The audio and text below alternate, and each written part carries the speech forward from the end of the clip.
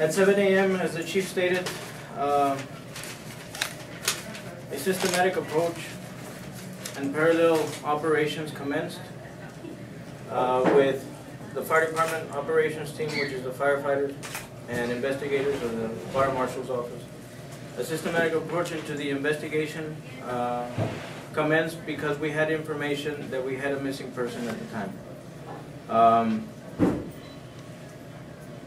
As the operations continued, several resources were required in order to complete or continue with the operations that we needed to do.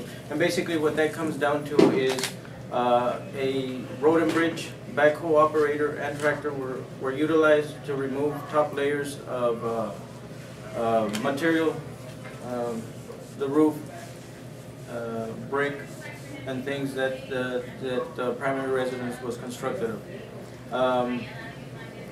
Upon the removal of that first layer, investigators continued a physical and visible search within that residence for any signs of human remains at that point.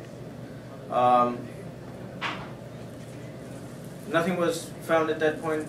A second layer was removed, and consequently we ended up with a third layer.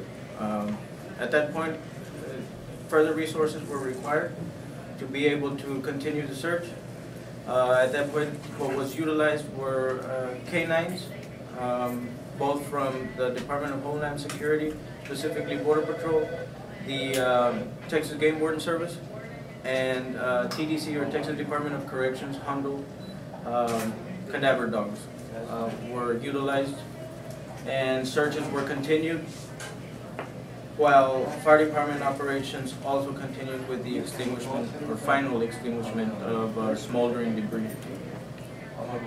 Ultimately, at about 9 p.m.,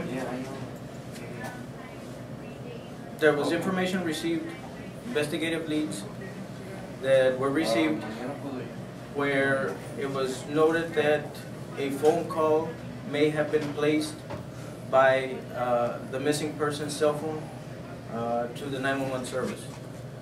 The call had not been connected. All we had were records showing that a call had been placed without complete connection. At that point, our efforts at the actual scene of the fire, the residence, ceased, and our efforts were focused on searching for the victim or the missing person at this point outside of the fire scene, surrounding areas, the brush, for more than half a mile radius. The efforts continued throughout the night. At about midnight or so, those efforts ceased and were continued the following morning. At that point, Chief Deputy and the Sheriff's Department were highly involved in executing systematic searches. Further resources were requested, to include air support from the Department of Homeland Security, ground troops from U.S. Homeland Security, Border Patrol, BORSTAR, and Border Patrol agents, Eagle Pass Police Department officers, Merritt County Sheriff's Office deputies, fire department personnel continued their efforts, both by ground and air. Canine units were also utilized in the outskirts boundary search.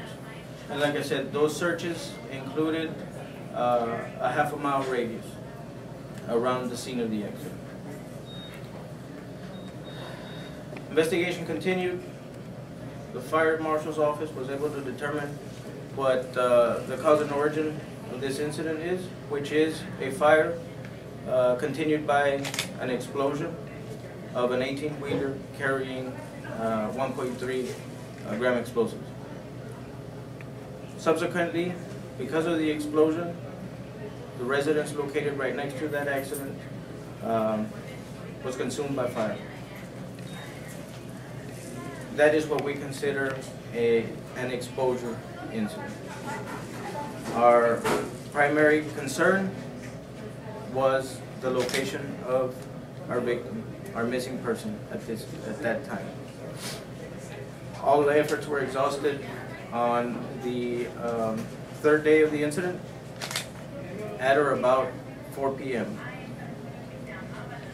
That time, efforts and continuous searches of the area on both sides of US Highway 277 North had been conducted multiple times by both ground and air. At the conclusion of this investigation, and what we can release is that at this point, the missing person has been identified and has been pronounced deceased by the Justice of the Peace in Quemado at 11:38 a.m. of today's date. Our investigation has concluded as to origin and cause, and the focus now is an ongoing investigation from the Texas Department of Public Safety, who will be investigating the circumstances of the actual accident itself. I cannot comment on the status of that because we are unfamiliar with any specific details. All we know is that it's an ongoing investigation, and you would have to direct your attention to the Texas Department of Public Safety Public Information Officer for further information on that. I'd like to take this opportunity and this time to thank the multitude of agencies involved in these exhaustive efforts on this incident that commenced at 2 a.m. of Monday morning. First and foremost, the Merritt County Sheriff's Office for all of their efforts, the Merritt County Road and Bridge Department, and the Merritt County Water Department due to some water lines that had been ruptured in the area of the blast. All utility companies, to include AEP, the AT&T companies, for all of their efforts in responding and immediately upon request due to failures in electrical power being provided to the Quemado area, water service, and fiber optic damage to services in the city of Eagle Pass. I'd like to also thank Eagle Pass Police Department for their response and their efforts in providing manpower to the scene, the United States Border Patrol for their efforts, both by air and ground, the Texas Department of Corrections Hondo sector for their efforts and their